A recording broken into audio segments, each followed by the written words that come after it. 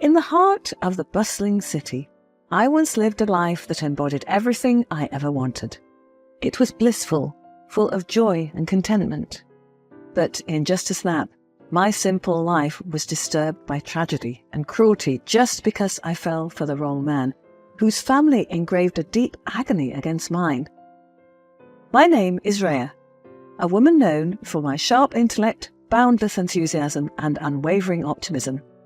Little did I know that my story would take a tumultuous turn, filled with twists, betrayals, and the sweet taste of revenge. At the centre of this tale lies my beloved mother, Jessica. She was the embodiment of care, sweetness, and humility. Her strength was like a silent force, a pillar of support that had shaped my life in more ways than I could fathom. She raised me single-handedly because my father died while I was still a toddler. The universe was good to us, especially to her, because she was able to make a mark on the business world. I grew up witnessing her success as she climbed up the steps of the corporate ladder, and now she is one of the influential and renowned people in the business world, talking about business education and even marketing strategies. Life was simple, yet wonderful, until my world was invaded by the cold winds of betrayal. I always blamed myself for everything that happened to me, especially the unfortunate ones. For me, it felt like I deserved to suffer because, after all, I was the one who had let this man, my husband, enter my life and ruin it. Harold, my husband, was a man with a veneer of charm, hiding a heart that was indifferent and cruel. Yes, I was deceived and foolishly fooled. He was my college crush. A handsome, smart young man that aces almost everything: sports, academics, and performing arts. Of course, my fragile and naive heart went head over heels for him. It took me 4 years to get noticed by him. I knew that he was a Casanova. He would date girls and then break their hearts. I was always aware that he is a red flag, but I still went with him. I was truly a fool. Until he finally took interest in me. He started to court me and won my heart. And just right after our graduation, Harold and I started to date. He went out and introduced ourselves as boyfriend and girlfriend.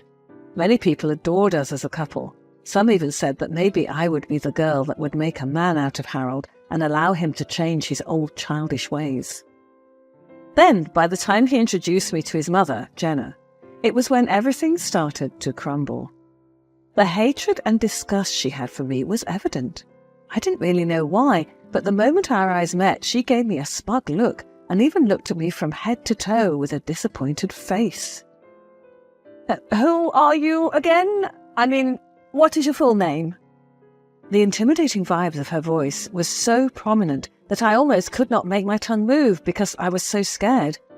She has this demanding and looming presence that makes you submit to her. I am Rhea, Rhea Silvers. She almost choked from the tea she had just sipped when she heard my reply. She quickly put her glass on the table and looked at me confused. I too was confused. Come again? She asked me while her brows raised. I'm Rhea Silvers.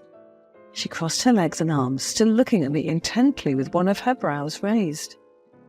So, tell me, is your mother Jessica Silvers? I nodded in response. How does she know my mother? Maybe through her business travels or symposiums. Yes, she is my mother. She scoffed and shook her head. Oh dear, this is not happening. I won't allow this to happen. Harold, do you know her mother? Harold immediately responded. Yes, Mum. We met several times and she is a fine woman. She treats me so well, and I think everyone knows her mother, Jessica Silver. She's famous, right? I was so shocked when Jenna banged the table and the teacups almost slipped from the small table. She doesn't deserve that fame. That was supposed to be mine. I was so confused when she started acting hysterical. She was so angry that Harold had a hard time calming her down. I was even terrified of what was happening. Let that girl go, Harold. I don't want you to see that bitch daughter. She is a curse, and I am telling you, do not marry her. She grabbed the spoon and threw it at me. Good thing I was able to dodge it. I was so shocked by what was happening. She was about to throw another one at me when the next thing I remember was that Harold was dragging me out.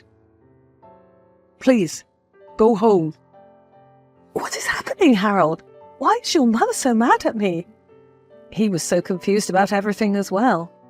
I'll tell you everything soon. My mother needs me. But I need you. He just closed his eyes and instructed me to go. Just go. My mother is having a hard time because of you. At that moment, I realized that he was a mama's boy, firmly under the thumb of his mother, a woman whose wickedness was matched only by her cruelty. The next day, Harold approached me and displayed his genuine apology. He was too afraid of his mum, that's why he tended to her first. I mean, there wasn't any issue with that. I just wanted him to be more sincere. After that, he revealed to me a past issue. It was about the rivalry between his mum and mine. Circumstances really liked playing games with us.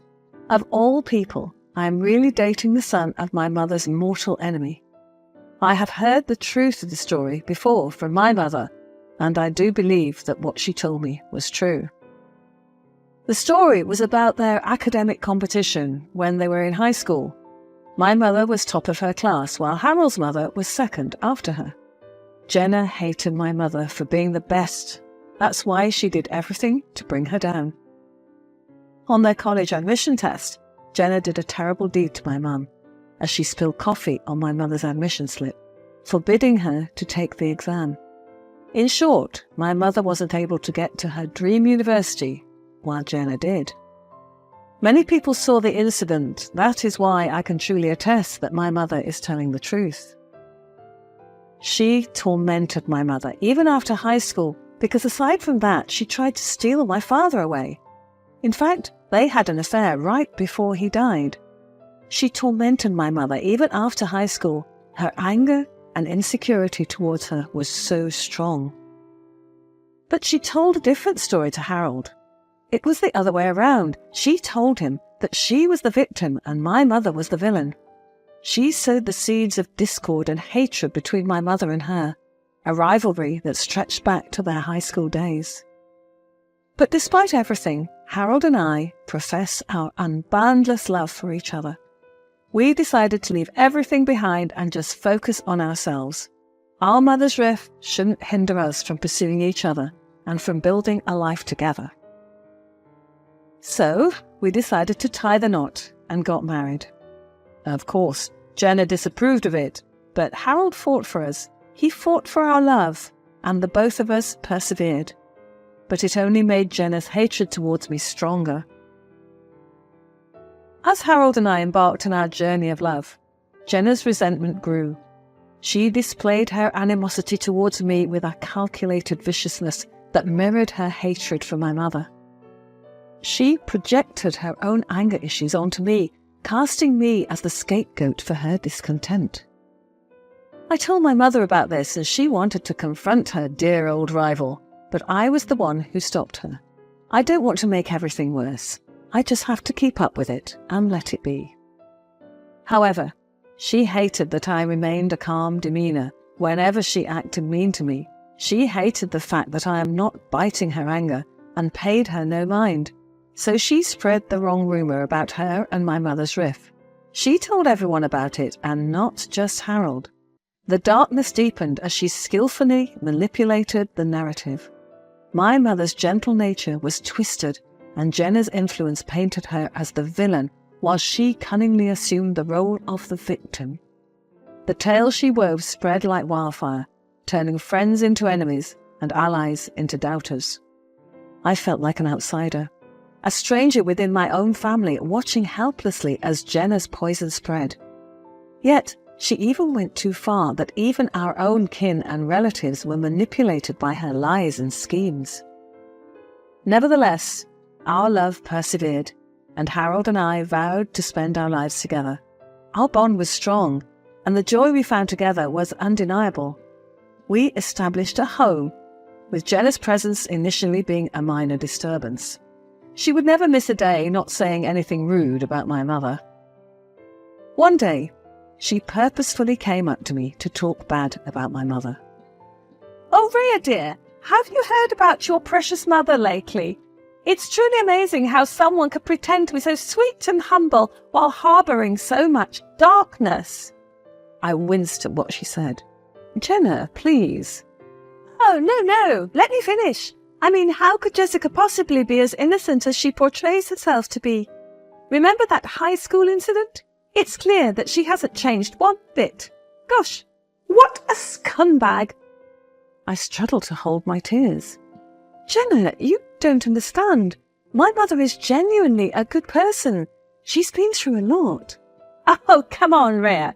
Spare me the sob story. She might have you fooled, but I see right through her act. She's always been a master of manipulation." "That's not true, Jenna. My mother has faced her share of challenges, and she's never let them turn her bitter. She's always been kind and caring. And we both know the real story. You were the one who did the bad thing." She just rolled her eyes and made a face at me like a child. "Well, sweetie, appearances can be deceiving. And let's not forget the way she used her kindness to get sympathy. It's all part of her little game, isn't it?" "You're completely twisting things. My mother has been through so much, and she's always handled it with grace and strength." "Grace and strength, if you say so. But remember, I've seen the way she operates. She always has been eager to play the victim, to make everyone feel sorry for her. It's pathetic, really." "Stop it, Jenna. You have no right to speak about my mother that way." "Oh, I'm sorry if the truth hurts, Rhea, but someone needs to open your eyes to who your mother really is. You might think she's some saint, but I've seen her true colours. You don't know anything about her. You're just spreading lies and gossip. Call it what you want, Rhea, but I'm just looking out for you. I've known your mother longer than you have, and I can see right through her facade." I couldn't bear it any longer. Her cruelty is already on the roof. I tried my best to endure all of it, but as time passed, her malevolent influence began to take root in Harold's mind, warping his affection into resentment and his loving into loathing. And then she successfully brainwashed him into hating me. She was spitting lies in his head, telling him that I am stealing money from him, I am seeing someone else, and that I am hurting her when it is not even true. Then a crushing blow descended upon me like a storm cloud. My mother was out of town for a business pitching event, and Jenna was out of town as well. The news of my mother's tragic accident shattered my world. She lost consciousness during their buffet session, and she was rushed to the ER. The doctor said it was poison. I was so scared for her life. Good thing she survived, but half of her body got paralysed. My heart ached as I saw her struggle, her strong spirit shaken by the unexpected tragedy. Fueled by my love and concern, I made the difficult decision to bring her into our home, hoping to care for her as she had cared for me. However, Jenna's malice knew no bounds. My husband's love for me was overshadowed by his devotion to his mother, who labelled my mother as a burden and a freeloader. Now that my mother is weak and helpless, Jenna felt like she had the upper hand. So she used my husband to throw torment at us. The home that was once a sanctuary of love was now a battleground of resentment. The final straw was when Harold made the unthinkable decision to kick my mother out, allowing Jenna to claim dominion over our home. "I'm kicking your mother out. My mother is moving in." "Harold, please. My mother is not in good shape right now. Please, if you still have a little love for me, please help me." "I don't want to hear anything from you. You are just like your mother, worthless and useless." "That is true, son. We should get rid of these leeches. They don't deserve to be here. Besides, you paid for this house, right? From your own money. This woman has never given any contribution to build this townhouse. Now, go away, you monsters. Go away and never come back." I raised an eyebrow after I heard what she said. I looked at my husband, and he is facing down to the ground, avoiding eye contact. I was heartbroken, but I refused to be defeated. With a determined resolve, I stood my ground and declared, "Fine, but I'm bringing the house with us." I took with us the title of our home, detailing that my mother owned the house. Yes, Harold lied.